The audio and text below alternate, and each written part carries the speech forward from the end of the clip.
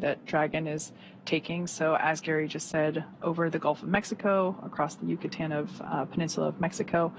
So if you're tuning in from Central Florida, head outside right now, look up, because this looks like our first live view from the WB-57. That's right. This is a high altitude aircraft that has thermal imaging, so we're able to get some of those views of the Dragon vehicle in the middle of its entry interface. Again, we're about 4 minutes in.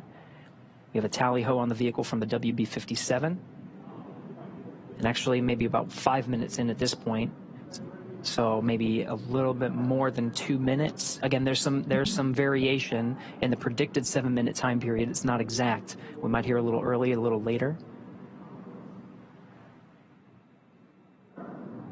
So as we were saying, if you're in Central Florida, head outside right now. You should be able to see this glowing streak cross over as we are targeting.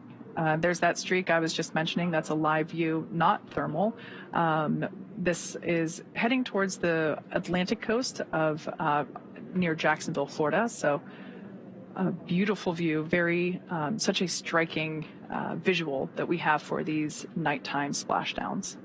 Recovery teams are in position off the coast of Jacksonville, Florida. And we are still targeting our expected splashdown time of 9:17 p.m. Pacific, 12:17 a.m. Eastern. We only have about a minute and some change of this blackout period anticipated. And again, there's some variation on when we can hear from the crew. So what you're seeing on your... Dragon, SpaceX comm check. So at this point, we're going to hear SpaceX Core begin to hail. As Gary said, this blackout period is estimated. So we're now beginning to reach out to the crew to see if we've regained that communications capability. Dragon, SpaceX comm check. What you're seeing on your screen now is a live view of the thermal cam on the WB-57. And we hear Crew-6 from inside the cabin on the back end of the blackout. Copy, Dragon. We see a healthy flight computer. Expect automated chute deployment. SpaceX Dragon, copy. There's our live view of the crew, our first view of them on the other side of that communications blackout. At this point in time, they are re-entering through the Earth's atmosphere over the coast of Florida, heading towards Jacksonville, Atlantic coast. Up next will be the deployment of the drogue parachutes, which should happen in about 2 minutes, just over 2 minutes. You can see they got through some of the thicker parts of the atmosphere, and that plasma buildup is starting to dissipate. We have about, less than 2 minutes or so. Dragon, SpaceX GPS converged. Expect nominal altitude for drogue chute deploy. SpaceX Dragon, copy. All right, so that call out just letting the crew know that they can expect to have the initial parachute deployment. That is the drogue parachutes, and that those typically deploy about 18,000 feet. At that point in time, the capsule is going around 350 miles per hour. Some of the data and telemetry from Dragon is in meters, so if you do hear those calls from the crew and from us, some of the telemetry we're seeing is in the metric system.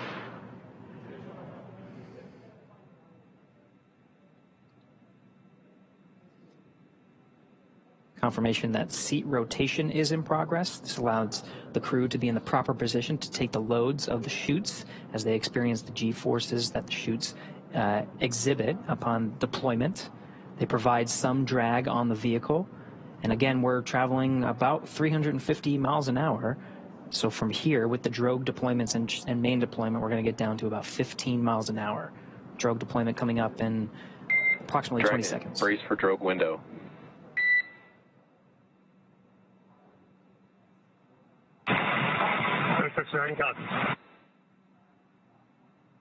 And we're roughly 30 seconds away from that drogue deployment. SpaceX Core just telling the crew to prepare for the deployment of those drogue parachutes.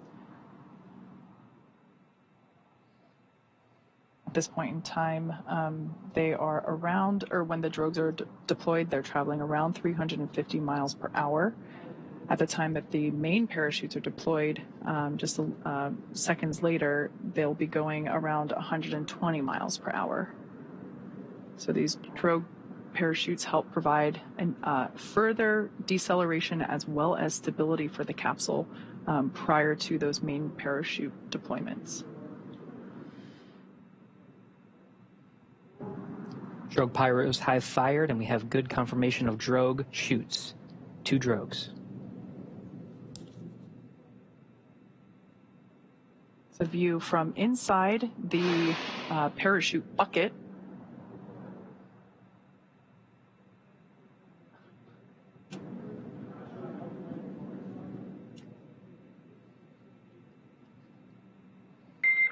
Dragon, nominal descent rate and recovery team reports a visual on 2 healthy drogues. SpaceX Dragon copy, that's good news. Should see drogue chute jettison here momentarily. We'll see those 2 chutes that you see be released from the capsule, just like so, and release the 4 parachutes, now deploying. At this point in time, Dragon has saved all of its propulsion systems and is now has already terminated that nitrox suit and cabin purges. Those were helping to keep the crew cool during reentry. Looks like we have 4 very beautiful and healthy main parachutes. Dragon, we see a nominal descent rate on 4 healthy mains. SpaceX Dragon copies and SpaceX Dragon coming up on 1,000. So there's that confirmation. Copy, 1,000 meters. Confirmation of those 4 healthy chute deployments.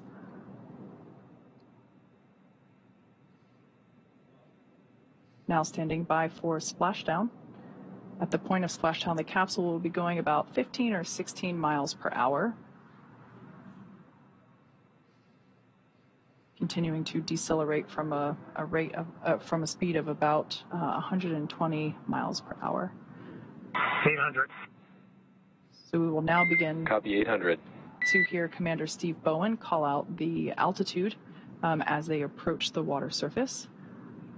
That is again in meters. Landing in water is simpler and provides more margin against unlikely parachute issues. We had to learn how to make Dragon waterproof, but once you do that, it's very much a rinse, review, reuse type process. 600. Copy, 600. 600 meters, and the descent rate is as predicted, meaning we're targeting that splashdown time in about a minute.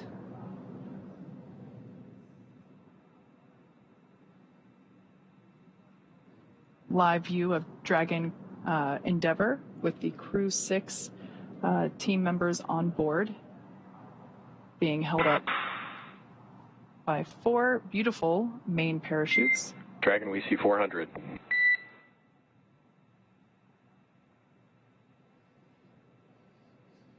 We're now about 400 meters above the ocean surface.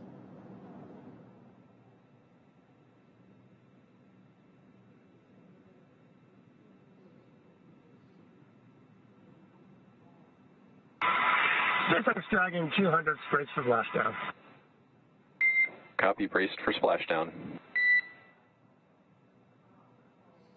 Again, the seats have been rotated in a position to take the loads of re-entry and parachute deployment as well as splashdown. The crew is braced.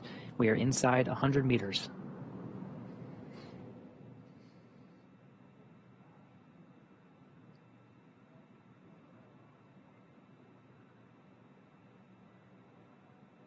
Dragon Endeavour continuing its slow descent.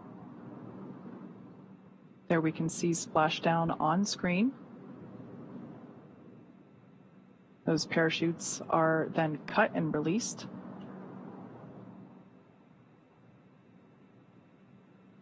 Dragon Endeavour has now returned home. NASA astronauts Steve Bowen, Woody Hoburg, Sultan Alneyadi, and Andrey Fedyaev. SpaceX Dragon splashdown. You're in water rough Dragon. Copy, splashdown, and we see main chutes cut. After 17 After a 17-hour return journey from space, Crew-6 is home.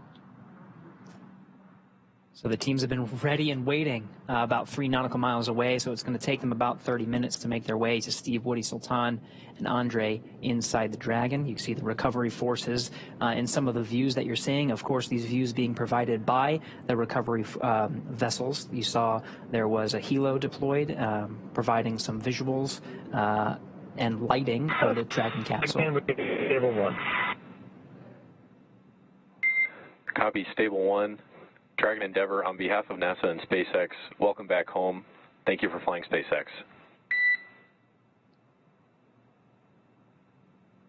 Thanks, SpaceX. Endeavour, we greatly appreciate all the support from all the initial training through the launch, throughout the mission, keeping us abreast of all the status of the vehicle, and all the support all the way down. This has been incredible, greatly appreciated, and look forward to working with you all again.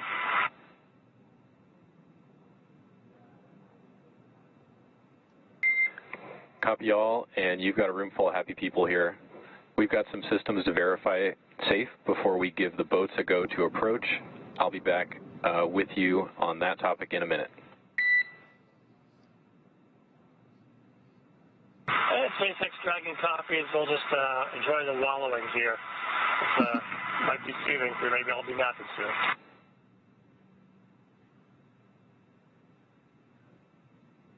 So there we just heard SpaceX Core just indicating to the crew that we're going to do some checks here. Here from Mission Control Hawthorne, we're going to do some system checks to make sure that everything is safe as necessary on the Dragon Endeavour capsule. They will then give the go for safe approach to the teams there that you see on your screen in the fast boats. One of those boats will focus on recovering the parachutes from the water. The other will begin inspections, a sniff test for those onboard propellants, nitrogen tetroxide and monomethylhydrazine. They are toxic if someone were to breathe them, so we definitely want to ensure the safety of the entire recovery team as well as the crew. So one of the teams in the fast boats will perform a sniff test using devices while wearing personal protective equipment to ensure that none of those propellants have leaked out and that there's no vapors lingering from, just many minutes ago when those thrusters were actually firing back in space. Precisely. Now this is the 4th splashdown of Dragon Endeavour and completes the 4th mission, Crew-6, splashing down right on time, 12:17 a.m. Eastern Time, 9:17 p.m. Pacific Time. We're getting views from the recovery vessels that are out many nautical miles away from the coast of Jacksonville, Florida. And the crew and teams here in Hawthorne reported a stable 1 position. That just notifies that the capsule is in the ideal position, floating in the Atlantic Ocean there, upright, with the heat shield in the water and the nose cone pointed towards the sky, as you see there.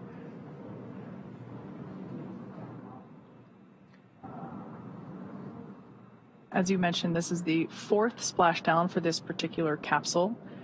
Most recently, it supported Axiom 1. Prior to that, Crew 2. And prior to that, Demo 2. So this capsule, I have great personal attachment to. I had the opportunity as part of my day job to go inside the capsule while we were building it. And when I say building it, I mean like for the first time, not during the refurbishment process. And when we were originally building it for the Demo 2 mission, I just remember being inside this capsule and thinking, Dragon, SpaceX, we are go for recovery personnel to approach the capsule. Expect fast boats alongside in just a few minutes. Dragon top, we look for light. all right, good news there from Mission Control, letting the crew know that everything checked out from a systems check, and the team there on screen in the fast boat now has the green light to approach and begin performing these sniff checks for those vapors for the onboard propellants.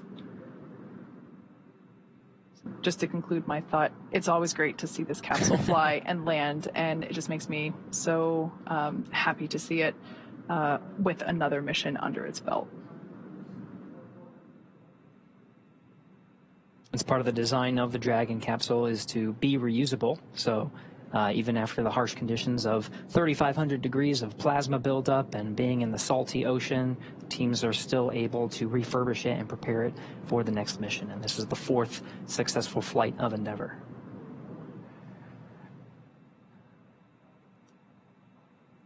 So after those hypergol checks, Dragon teams, well, actually, we may see some of the team members crawling on the outside of Dragon and begin the rigging process as the recovery vessel Megan has the equipment necessary to bring the Dragon out of the water into what's called the Dragon's nest. And that allows the capsule to be positioned and stable on a boat and allow the some of the personnel on board that boat, that ship, to open up the side hatch. We were talking about the side hatch a little earlier. That has remained closed through the duration of the mission. The last time it was open was on Launch Pad 39A as some of the teams were preparing Steve, Woody, Sultan, and Andrey for their launch to the International Space Station and the beginning of their expedition of science, maintenance, and upgrades aboard. Now it'll be open again here very shortly. It does take some time. So it could be 30 minutes to an hour before we actually see them on the boat and they start egressing the capsule. But we'll provide coverage until they're safely aboard the recovery vessel Megan, and all 4 crew members have egressed Dragon. So this image that we see here was taken just minutes ago, a beautiful capture of the moment when Crew-6 was re-entering over Florida. We can actually see NASA's VAB and Pad 39A in the distance. So this is such a cool time-lapse capture of the re-entry streak that we saw just minutes ago of the Crew-6 re-entry and splashdown.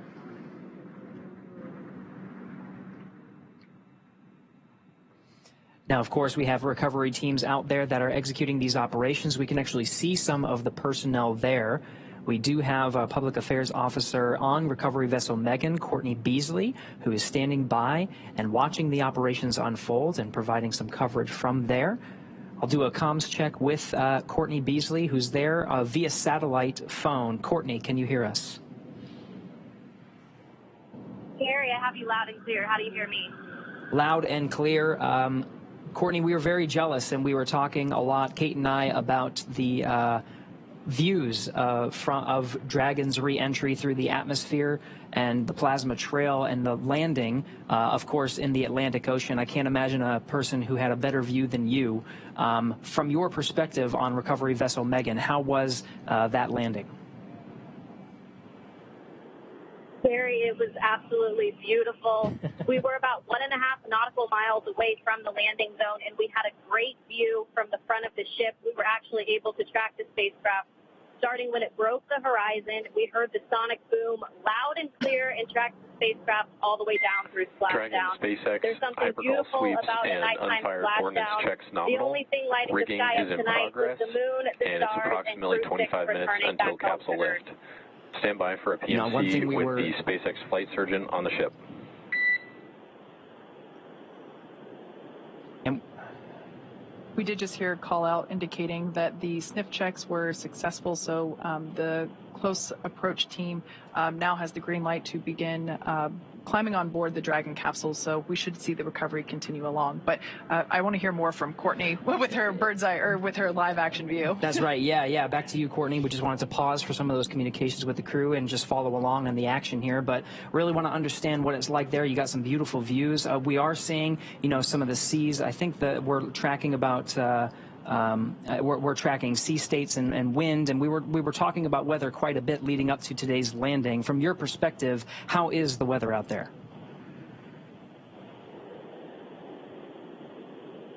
Yeah, Gary, it's about 80 degrees out here right now with fairly clear skies. Like I said, we were able to track that spacecraft pretty good tonight. About 9-mile-an-hour winds out of the east. The waves are considered to be rolling waves, so they're not choppy, but they are pretty big. and more spread out rolling waves. But weather-wise, I think the crew will like what they feel when they get out of that capsule today and take their first breath of fresh air back here on Earth.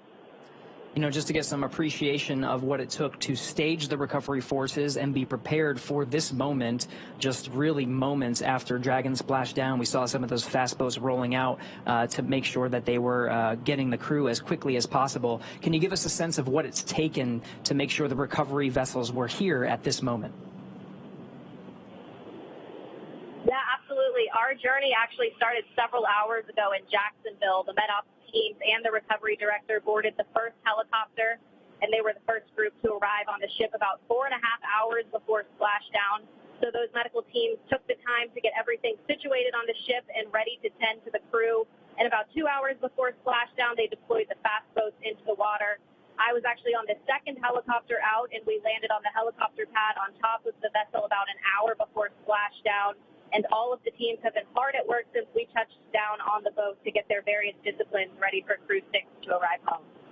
Excellent, Courtney. And last question before we let you go is we're seeing some of the recovery personnel on the Dragon capsule preparing for its eventual lift onto recovery vessel Megan. What can we expect to see in the next few moments?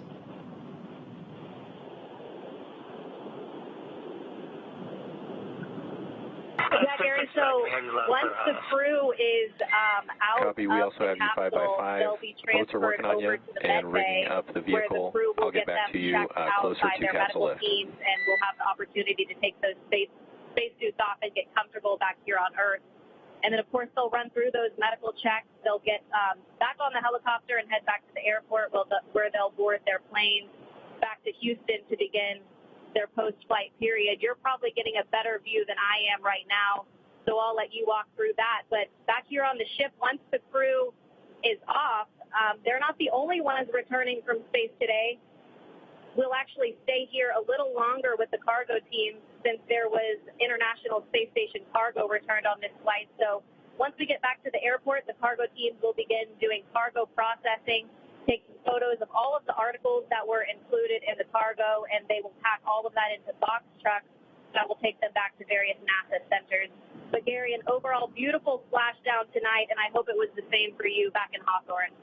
Absolutely, Courtney. We've been getting some fantastic views. Thank you so much for that report. That was Courtney Beasley out on the recovery ship, providing live coverage from the landing site just off the coast of Jacksonville. We're back in the action now, seeing some of the views from the recovery vessel and the recovery operations team, including helicopters, fast boats, jet skis, and of course, we're getting views from some of the ships that are standing by waiting to actually pull Dragon out of the water.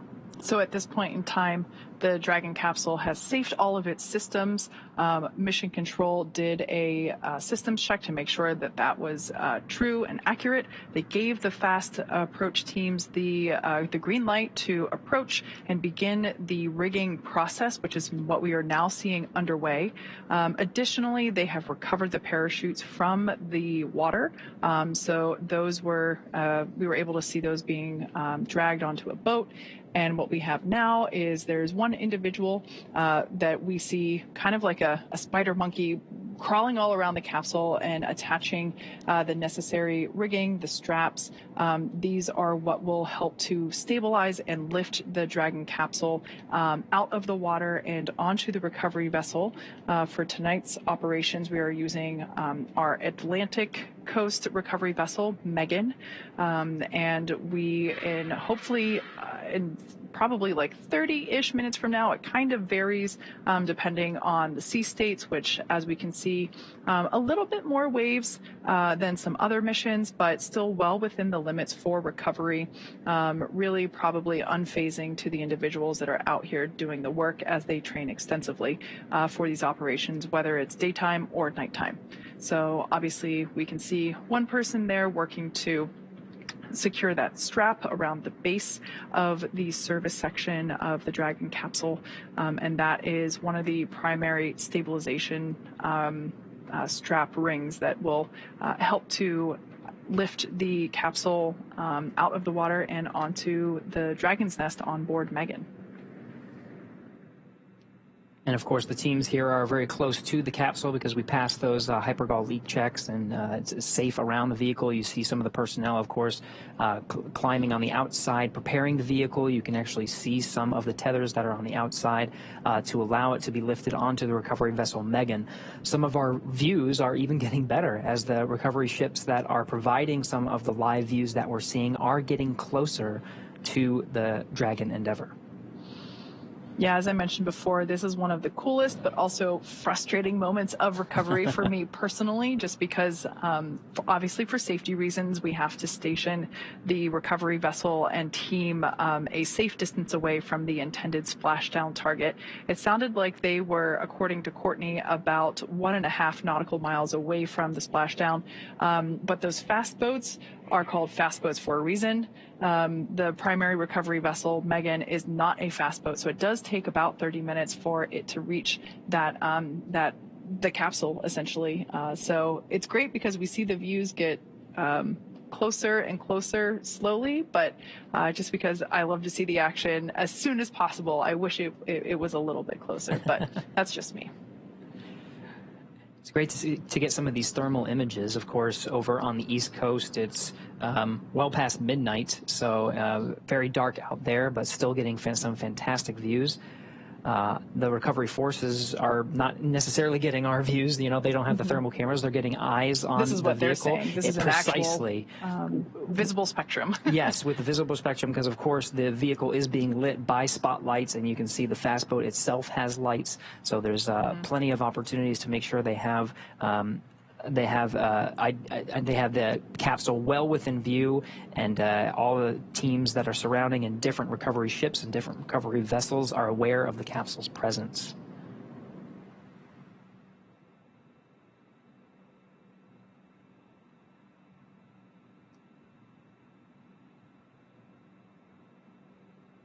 You can see some of the features of the Dragon capsule as the recovery forces outfit it with the rigging necessary to bring it onto recovery vessel Megan. Some of the circles you see in front of the individual that's on the Dragon capsule, that's where those parachutes were deployed from.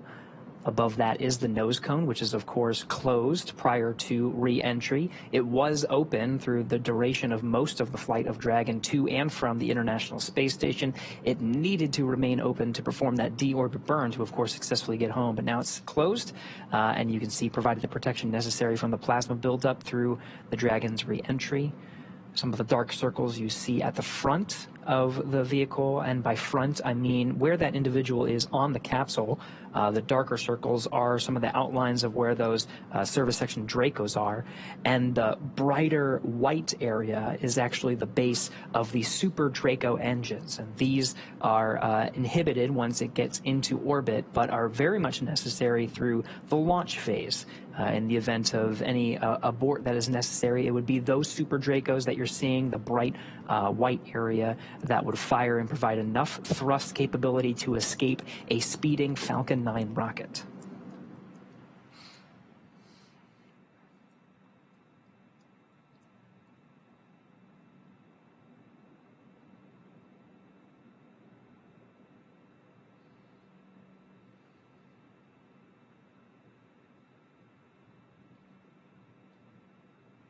Once again, we can see the recovery vessel Megan making its way closer and closer to the Dragon Endeavour capsule, which has splashed down off the Atlantic coast of Florida.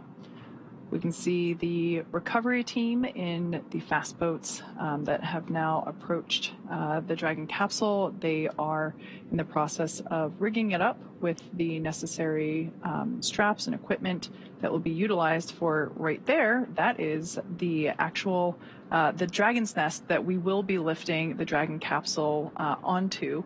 The lifting mechanism, it's kind of hard to tell right now, but that almost house-like structure over the end of the aft end of the boat will actuate downward, and then the straps will be used to lift the Dragon capsule, and then the whole thing will actuate back into the orientation that we see it here to help secure, or to place it and to secure the Dragon capsule in that nest. After the capsule is placed in the nest, they will then just roll or translate the nest forward to where the platform is that we will actually be able to see the recovery team open the side hatch and eventually have Crew-6 egress or exit from the capsule. So if you look through the back there, you can see the capsule. That's that white speck in the background there in the darkness behind Megan. Yeah, you can actually see the distance now. It's becoming much more clear. The space recovery vessel was designed very much with a Dragon in mind. Of course, that hydraulic lift bringing it onto the Dragon's nest, and that platform, Kate, that you were describing, it allows for access right at the right spot, right in front of that side hatch. The side hatch will be facing right towards the camera. That will allow, when that Dragon nest comes in towards that platform, the crew on board recovery vessel Megan will have access to that side hatch to go ahead and open that. All 4 crew members will remain seated throughout that process, but the Dragon side hatch will be open, and the recovery teams will take the Crew-6 astronauts and cosmonaut out one at a time. Yeah, you mentioned that this vessel had Dragon in mind. You couldn't be more correct. When SpaceX acquired this vessel, we actually have 2 of them, one for Atlantic operations, one for Gulf operations, and both of them are pretty identical. They all each have a lifting mechanism, a nest.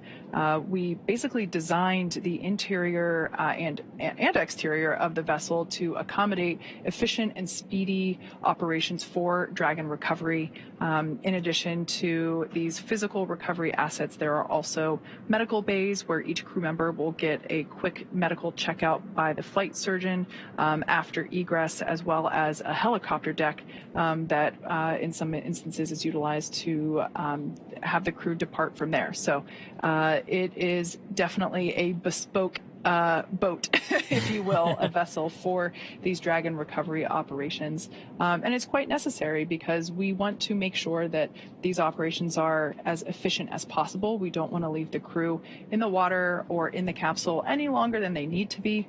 So we really try to make sure that this is as efficient as possible. And certainly this vessel, both vessels, because like I said, they're pretty much mirror images for both Gulf and Atlantic coast operations.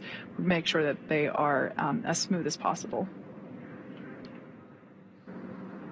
And we're just about 23 minutes from the time of splashdown. Again, that splashdown time, 12:17 a.m.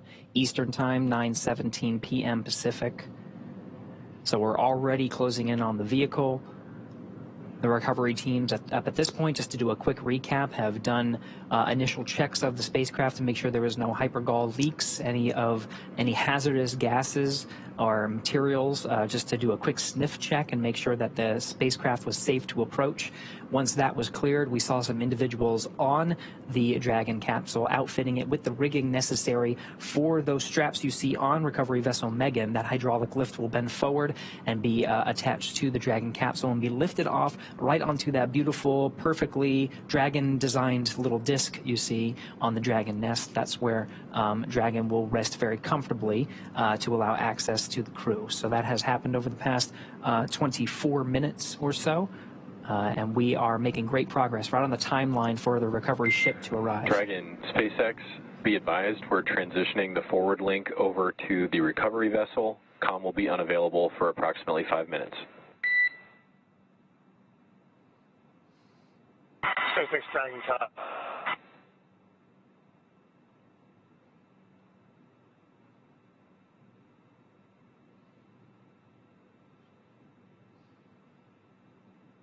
Once again, Megan is making its way to the capsule, which we can see getting larger there in the background of this image, or excuse me, of this shot that we have on board Megan. Once the capsule is a little bit closer, we'll begin to see the team in the water attach the straps and all the equipment necessary from the boat onto all the straps and equipment that they have been attaching around and on the Dragon capsule itself.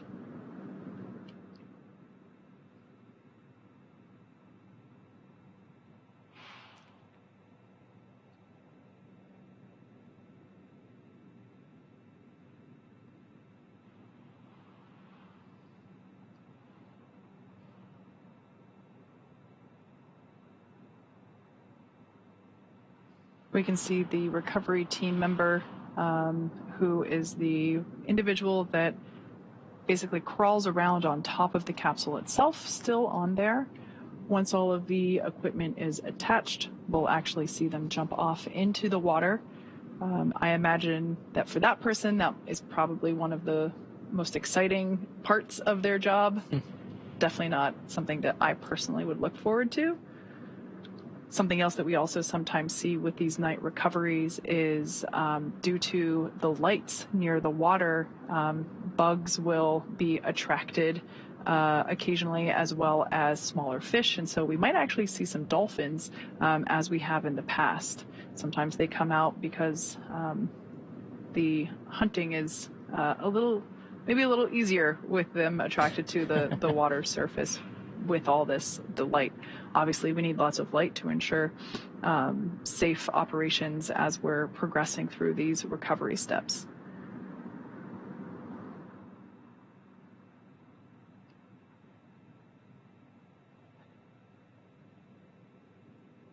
So you can see one of the rigging equipment was thrown to the fast boat, now attached to Dragon.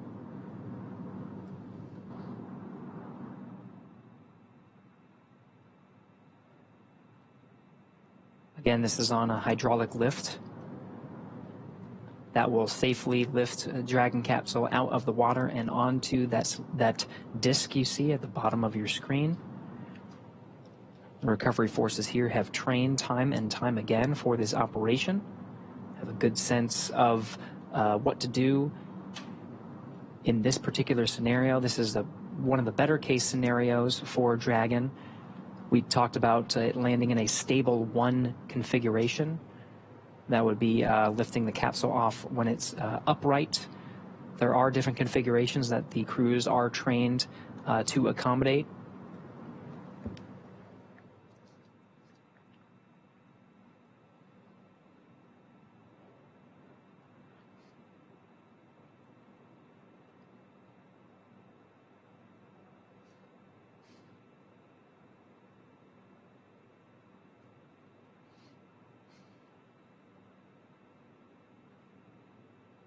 As we mentioned before, the Dragon capsule is soon to be lifted onto the recovery vessel Megan. It will then, once it's in the Dragon's nest there that we can see on screen, it'll be pulled forward to the recovery platform, which is currently off screen, but we'll get a view of that later on whenever Dragon is in place. The crew will egress. They will... Dragon, SpaceX, forward link transition complete. Com check. SpaceX Dragon, have you line clear? Glad to hear from you. An update, the recovery vessel is backing up to the ship now, maybe 50 meters away, and looking for your go to come on board with internal cameras. SpaceX Dragon, come on board. Copy.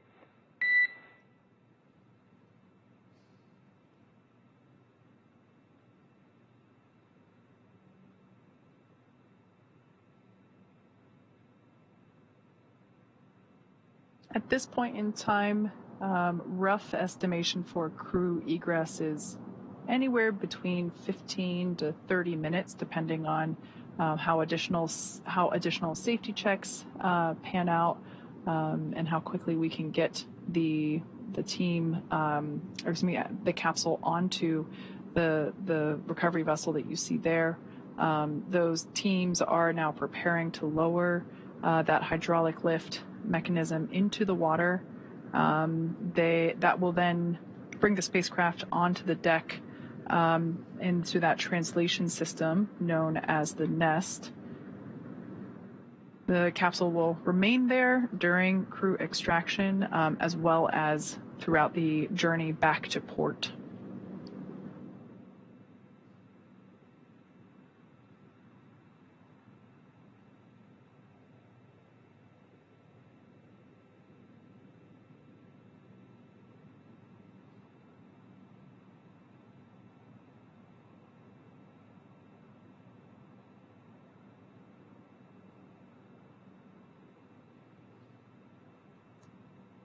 So one of the lines of the hydraulic lift has now been thrown to the rigger. The hydraulic lift is now moving into position, moving forward. This is the position that allows the initial lift of the Dragon capsule out of the Atlantic Ocean and then onto the Dragon nest. Dragon SpaceX rigging complete. Approximately 5 minutes until capsule lift. SpaceX Dragon top. We'll be waiting.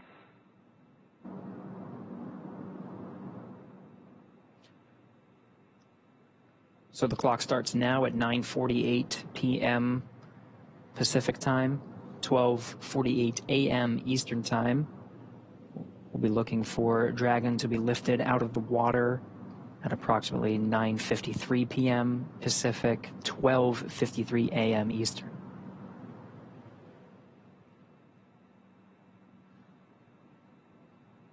Right before the Dragon capsule is lifted out of the water, we'll see that recovery team member who is currently still standing there. He's actually standing in the bucket where the main parachutes were located during Dragon's flight. Obviously, those buckets are that bucket is now empty as we deployed the main parachutes. But we will see that team member jump off and away from the capsule just prior to the capsule being lifted out of the water. Dragon, brace for capsule lift. There they go. SpaceX Dragon will brace.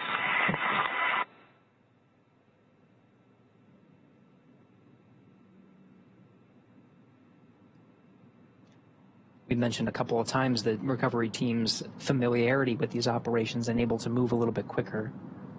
They prepped the crew for about 5 minutes of capsule lift. That happened in just a couple of minutes. And it looks like we are starting to see the capsule be lifted out of the water. We can now start to see the heat shield. Dragon now in the air, the hydraulic lift being activated and will be utilized to center Dragon on the nest there at the aft end of the vessel. I love this view because you can see the state of the heat shield. It did such incredible work during atmospheric re-entry.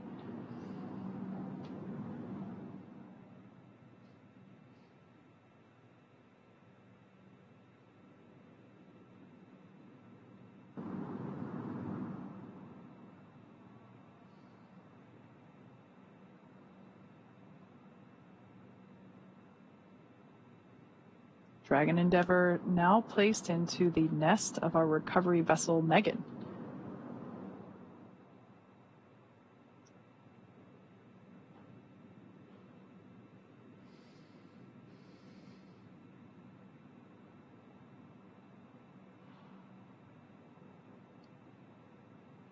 Here's our first view inside the Dragon capsule after they made their splashdown.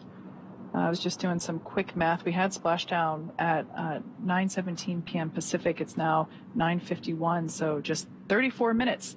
That's like a pretty efficient recovery operation indeed.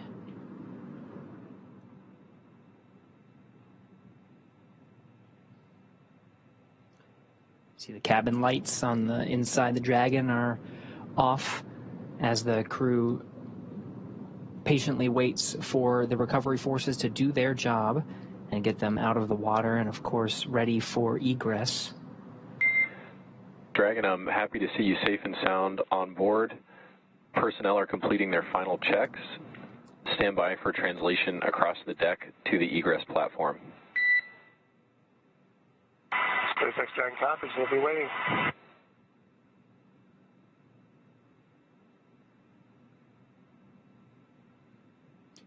And that translation that was mentioned is a physical movement of the Dragon nest, the view you're seeing now. The capsule itself will be moved further inwards into the recovery vessel, where there is a platform waiting. And you can sort of see in the middle of your view of Dragon, there is that nice square feature. That is the side hatch. When the Dragon nest moves into the recovery vessel towards that platform, it allows the recovery teams that are on that platform to perform the operations of opening the hatch. The teams you've seen so far have been responsible for the rigging and the operation of the hydraulic lift to bring the Dragon capsule onto the Dragon nest. Now they'll hand it over to the teams that will get the Crew-6 astronaut and cosmonaut safely out of the capsule. Yeah, it's important to note that all 4 crew members will be getting assistance from the recovery teams while they exit the capsule. You know, it's the same process for any returning crew from a long duration mission. And it makes sense because returning to, you know, our environment here with gravity can really wreak havoc on our bodily systems, and especially those that are responsible for balance and control.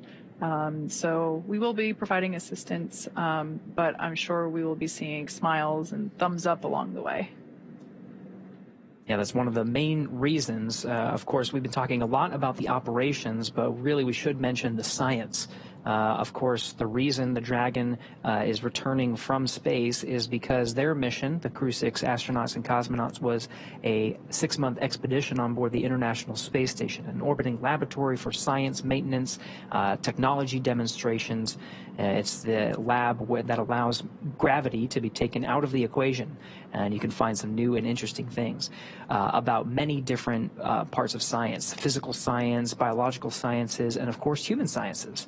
You can learn a lot about the human body, and that's very necessary for learning how humans adapt to space and, of course, returning from space to a one-gravity environment. Very necessary for understanding how to send humans further into the solar system, to the moon and to Mars.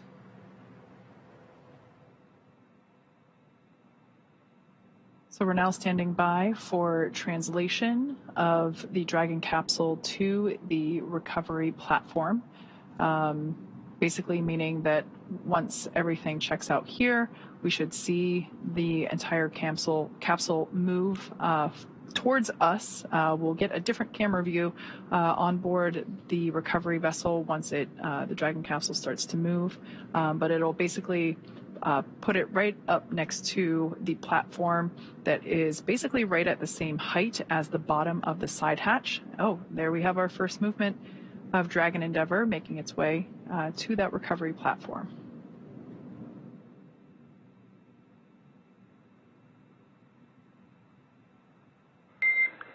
Dragon, I'm noticing the cabin lights are off. I'm wondering if you had them off specifically for re-entry.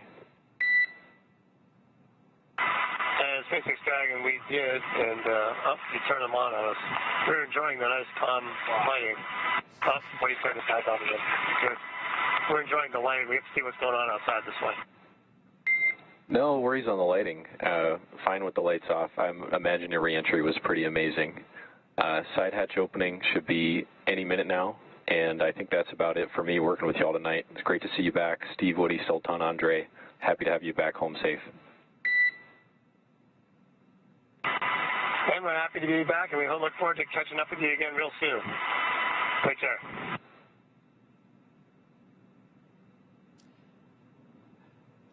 It's an important note. The crew has the ability to toggle lights on and off, and turning them off during the re-entry phase. There are those windows that we've been seeing. All right, Dragon, I know I said goodbye. I'm back, and I'm wondering if you can indeed turn the cabin lights on for the recovery team to come inside. Absolutely, we'll take care of that. And they're on now. So we'll be seeing those lights turn on here momentarily, but again, they've been off in this configuration, so if you're trying to imagine what the crew was experiencing during re-entry, it was with the darkness, but there are those windows on the Dragon itself, and through the plasma buildup, they were able to see some of the plasma come through the windows and really get to experience the full experience that is re-entering from space into the Earth's atmosphere, and just sit back and relax and enjoy it. Yeah, that also makes sense given that it is dark out, and you know, for them to be able to, where possible, see the recovery operations happening outside. Yeah, same reason why you know, as kids we're not allowed to turn lights on in the car when mom and dad are driving at night because you can't see very well outside. So that makes a lot of sense. But we did ask them to turn them back on just so that we're able to help the crew egress. And once the side hatch is open, the flight surgeon will be the first person to poke their head in and just do a quick thumbs up scan of all 4 crew members to make sure everything is good. But what we're doing right now on the outside of the capsule, we're doing additional safety checks. We saw momentarily some of the recovery team, they had face masks on. This is personal protective equipment, or PPE. It's basically a respirator to allow them to breathe clean air. They're just going to do some additional sniff tests for any lingering hypergol vapors. Once again, the onboard propellants that we use, nitrogen tetroxide and monomethylhydrazine, are toxic if we come into contact with them or we breathe those vapors. So just that, once again, ensuring full safety for the recovery team on board, as well as the crew as we prepare to open that side hatch. We want to make sure that none of those vapors are lingering. Side hatch, if we get these views from the inside, we'll also be able to alternate from the outside, is now open. You see the recovery team is open and waving to the crew. First humans that the Crew-6 has seen on the ground in 6 months. Looks like we got some fist bump action, thumbs up. Seems like the crew is in pretty good spirits after their journey back home. We're not getting audio, but I am getting reports that on the recovery ship there was a big round of applause from all the recovery team on recovery vessel Megan as soon as that side hatch opened for the crew, congratulating them on a successful mission and successful return home.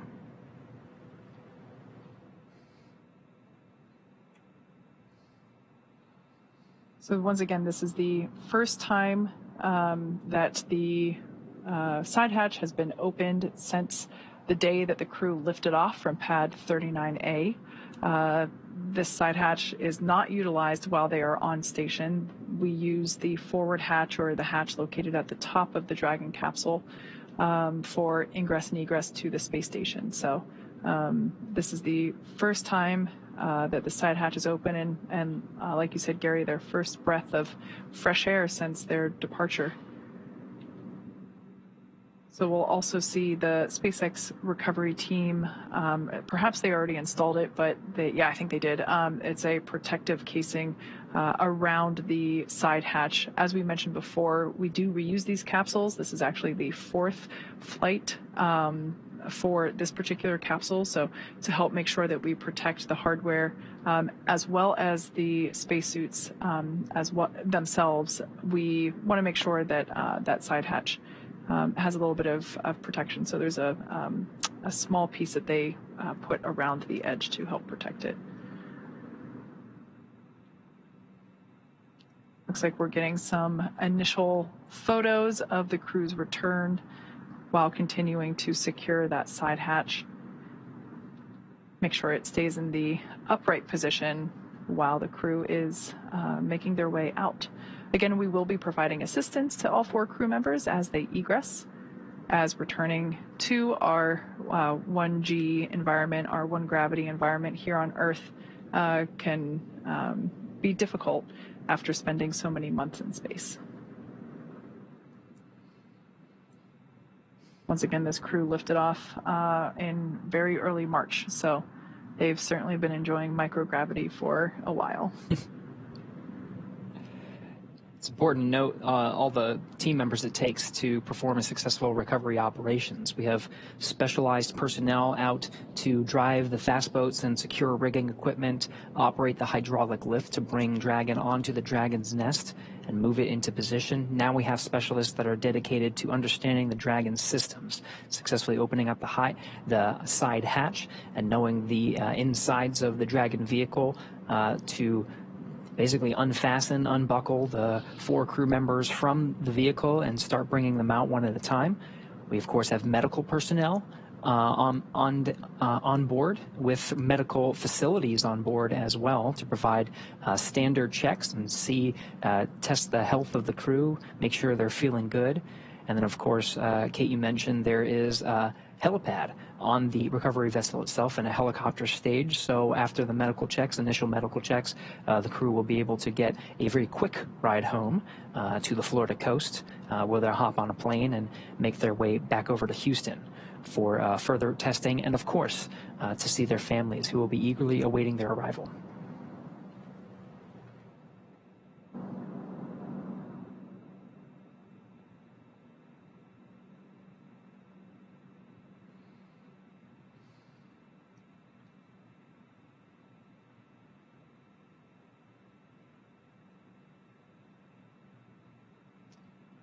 It's important to note that Stephen, Woody, Sultan, Andrey will be getting assistance from these recovery teams while exiting the capsule. This is the same process for any returning long-duration crew members, as returning to the gravity environment can be a big toll on the vestibular system, responsible for maintaining balance and motion.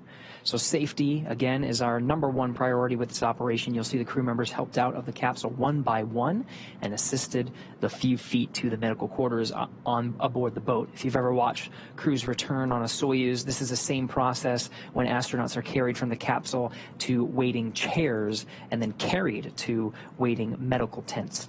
This is also a period where any time critical cargo can be recovered from the spacecraft. They're positioned right underneath the crew members, and they can be brought back into port relatively quickly. Once the ship and capsule return to shore, the recovery team will perform additional inspections before loading Dragon onto a flatbed truck at the SpaceX facility in Cape Canaveral for post-processing.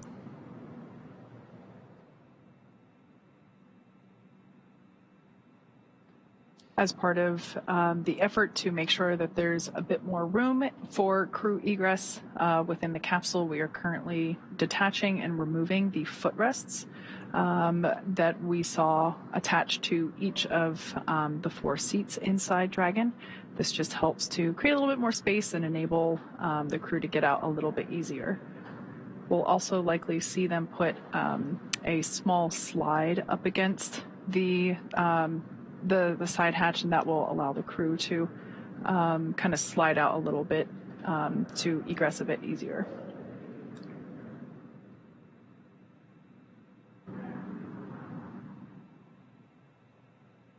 Yep, there's that slide.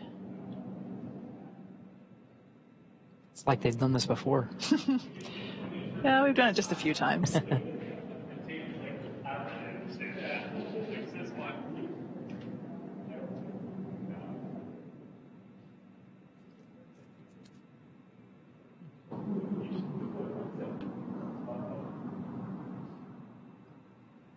We're now standing by for egress of the Crew-6 team. Very happy to see Steve, Woody, Andrey, and Sultan back on planet Earth. I'm sure they are also excited to come out, and as you mentioned, it's after the medical checks, they'll hop in the helicopter and go home, a quick ride. So I bet they're all getting really excited for the opportunity to see their families really soon. And of course, the change of gravity from microgravity to 1G can be taxing on the body. So throughout that whole process, through the medical checks, through the helicopter ride, the plane ride, the crew will have facilities and will have the ability to rest through much of that journey. As, of course, this has been a taxing journey for them, and they'll have well-deserved rest along their journey back home to Houston.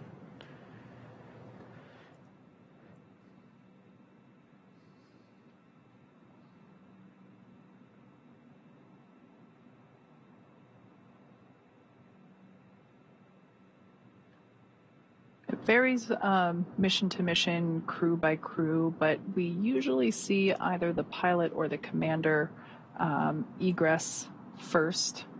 So with this view here, Commander Steve Bowen is in that left seat, and pilot Woody Hoburg is in the seat on the right. To Woody's right is Andrey Fedyaev, and to Steve's left is Sultan Alneyadi. So usually it makes it easier if the center seats are vacated prior to the two mission specialist seats, but it really varies crew to crew.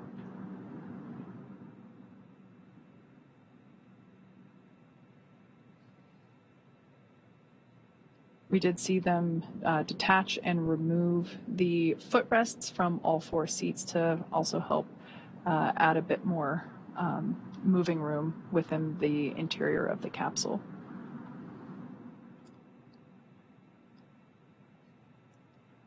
There's a series of checks, so it's not as easy as just unbuckling and getting out of your seat.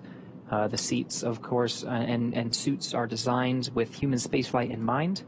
So the seats are connected. The suits are connected to the seats via an umbilical that can provide communications as well as air, nitrox purge that the crew is able to breathe. It's a little bit more oxygen than your standard breathing air.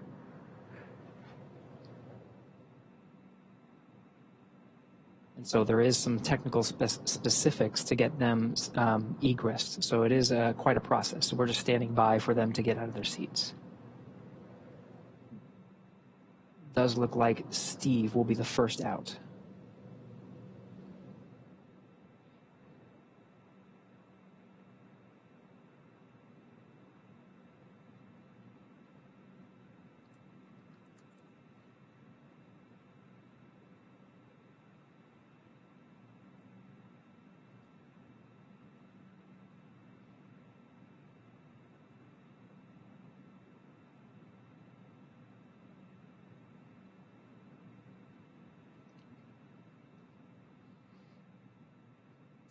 NASA astronaut Steve Bowen, the first to exit the Dragon spacecraft. I think I see a big smile on his face. Helped up by the recovery teams.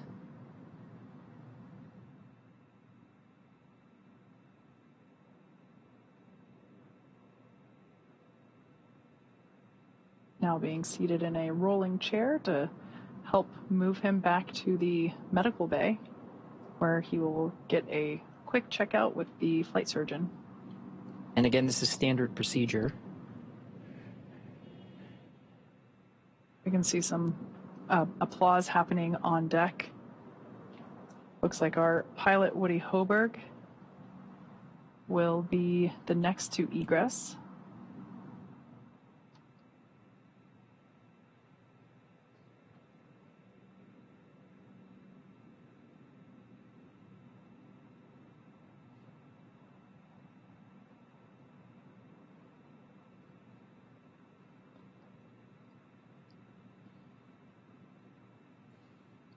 For those of you that have just joined us, we are now standing by for egress of the remaining 3 Crew-6 members. We can now see Woody Hoburg making his way, pilot of Crew-6, making his way down the slide. Looks like some excitement, possibly some more applause happening off camera. Remaining inside are mission specialists Sultan Alneyadi and Andrey Fedyaev. Commander Steve Bowen has already egressed. Some more applause there on the deck of the recovery vessel. Dragon splashed down just under an hour ago at 9:17 p.m. Pacific, 12:17 a.m. Eastern.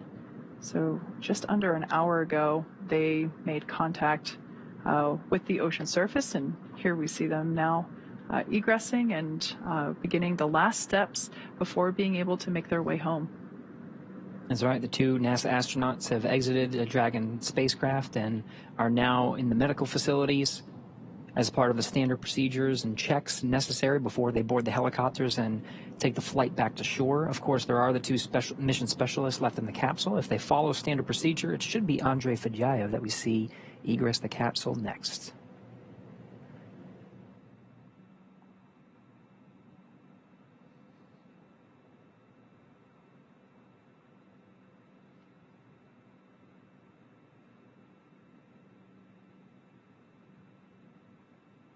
Gary, you mentioned standard procedure. I think that's an important thing to note, that in addition to the teams rehearsing both joint operations, everywhere from pre-flight training to the things that they were doing in space to the things that they were monitoring while Dragon was on orbit and making its way home. Everything is very carefully choreographed in terms of the process in which we execute these operations. So even from a recovery standpoint, you mentioned before that our recovery times from the first time we did this with humans on Demo 2, again using this same capsule. This capsule has flown 4 times now. Our operations have gotten more efficient, and they are documented step by step.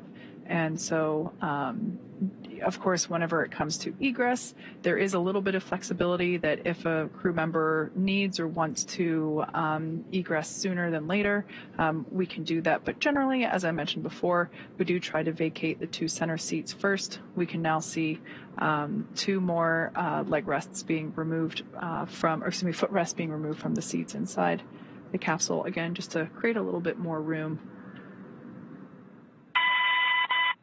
Yeah, you mentioned the efficiencies, Kate. We're inside of an hour now, and this is from the moment of splashdown at 12:17 p.m. Eastern. It's now 1:14, or 12:17 a.m. Eastern, rather. So it's now 1:14 a.m. Eastern, and we're seeing the 3rd crew member egress. So we're just an hour, really, after splashing down that the crew is able to set foot on the recovery vessel.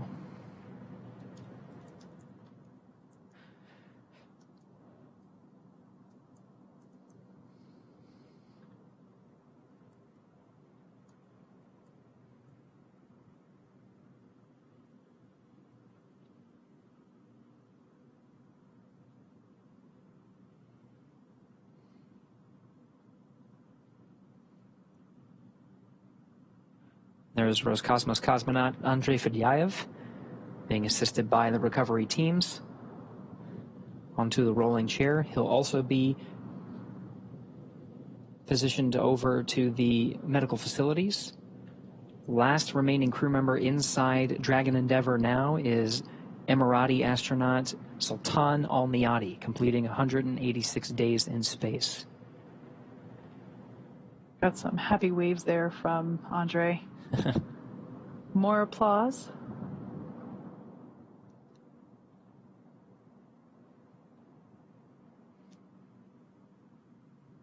And the last footrest being detached from Sultan Alneyadi's chair.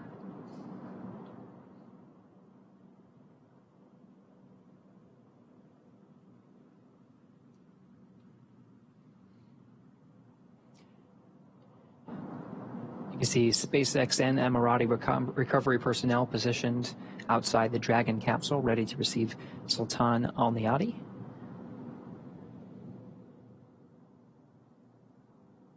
Again, he is the last remaining crew member inside Dragon Endeavour.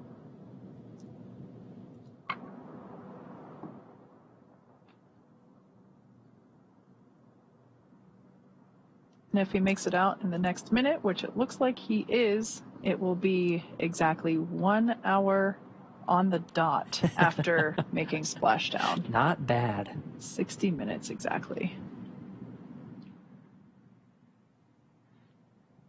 So once again, nominal operations are to assist all crew members to the medical bay. The return to gravity can be pretty jarring on the human body. So we slide them down a little Dragon fun slide, assist them into the wheeled chair, and roll them over to the medical bay. And just like that, the 4th crew member, 1 hour exactly on the nose since splashdown, has now egressed from Dragon Endeavour.